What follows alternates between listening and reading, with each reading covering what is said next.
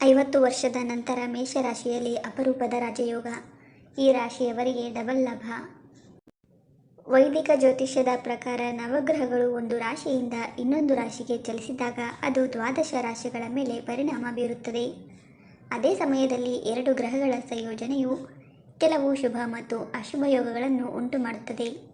ಈ ಹಿನ್ನೆಲೆಯಲ್ಲಿ ಸುಮಾರು 50 ವರ್ಷಗಳ ನಂತರ ಮೇಷರಾಶಿಯಲ್ಲಿ ಬುಧಾದಿತ್ಯ ರಾಜಯೋಗ ಮತ್ತು ಲಕ್ಷ್ಮೀನಾರಾಯಣ ರಾಜಯೋಗದಂತಹ 2 ಮಹಾಶುಭ ಯೋಗಗಳು ರೂಪುಗೊಳ್ಳಲಿವೆ.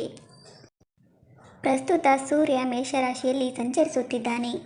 ಮೇ 10ರಂದು ಬುಧ ಕೂಡ ಈ ರಾಶಿಯನ್ನು ಪ್ರವೇಶಿಸುತ್ತಾನೆ. ಈ 2 ಗ್ರಹಗಳ ಸಂಯೋಜನೆಯಿಂದ ಬುಧಾದಿತ್ಯ ರಾಜಯೋಗವು ರೂಪುಗೊಳ್ಳುತ್ತದೆ. ಮತ್ತೊಂದೆಡೆ ಶುಕ್ರನು ಬುಧವನ್ನು ಮೇಷದಲ್ಲಿ ಕೂಡಿಸುತ್ತಾನೆ ಮತ್ತು ಲಕ್ಷ್ಮೀನಾರಾಯಣ ರಾಜಯೋಗವು ರೂಪುಗೊಳ್ಳುತ್ತದೆ. ಜ್ಯೋತಿಷ್ಯ ಶಾಸ್ತ್ರದ ಪ್ರಕಾರ ಲಕ್ಷ್ಮೀನಾರಾಯಣ ಯೋಗ ಬಹಳ ವಿಶೇಷವಾಗಿದೆ. ಯಾವುದೇ ರಾಶಿಯಲ್ಲಿ ಬುಧ ಮತ್ತು ಶುಕ್ರ ಸಂಯೋಗವಿದ್ದರೆ ಲಕ್ಷ್ಮೀನಾರಾಯಣ ರಾಜಯೋಗ ಉಂಟಾಗುತ್ತದೆ. ಶುಕ್ರನನ್ನು ಲಕ್ಷ್ಮಿ ಎಂದು ಪರಿಗಣಿಸಲಾಗುತ್ತದೆ, ಬುಧವನ್ನು ನಾರಾಯಣ ಎಂದು ಪರಿಗಣಿಸಲಾಗುತ್ತದೆ.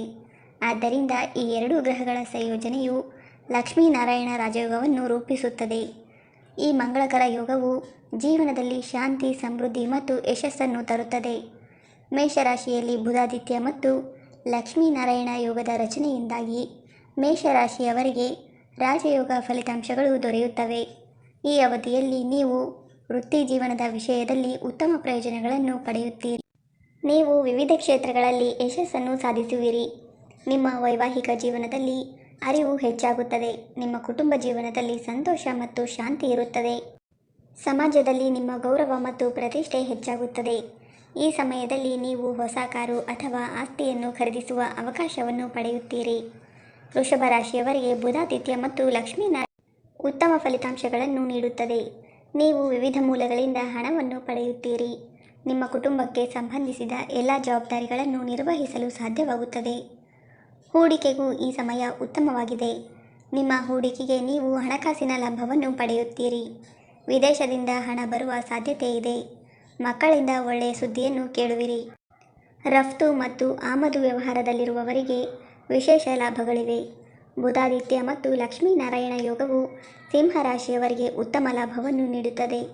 ನೀವು ಹೊಸ ಆಸ್ತಿಯನ್ನು ಖರೀದಿಸಬಹುದು. ಇದಲ್ಲದೆ ನೀವು ಹೊಸ ಕಾರಿನಂತಹ ವಸ್ತುಗಳನ್ನು ಖರೀದಿಸಬಹುದು. ಹೊಸ ವ್ಯವಹಾರವನ್ನು ಪ್ರಾರಂಭಿಸಲು ಸಹ ಇದು ಒಳ್ಳೆಯ ಸಮಯ ಅಥವಾ ಸಮಯವು ಅನುಕೂಲಕರವಾಗಿದೆ. ಈ ಅವಧಿಯಲ್ಲಿ ನಿಮ್ಮ ಆತ್ಮವಿಶ್ವಾಸ ಹೆಚ್ಚುತ್ತದೆ.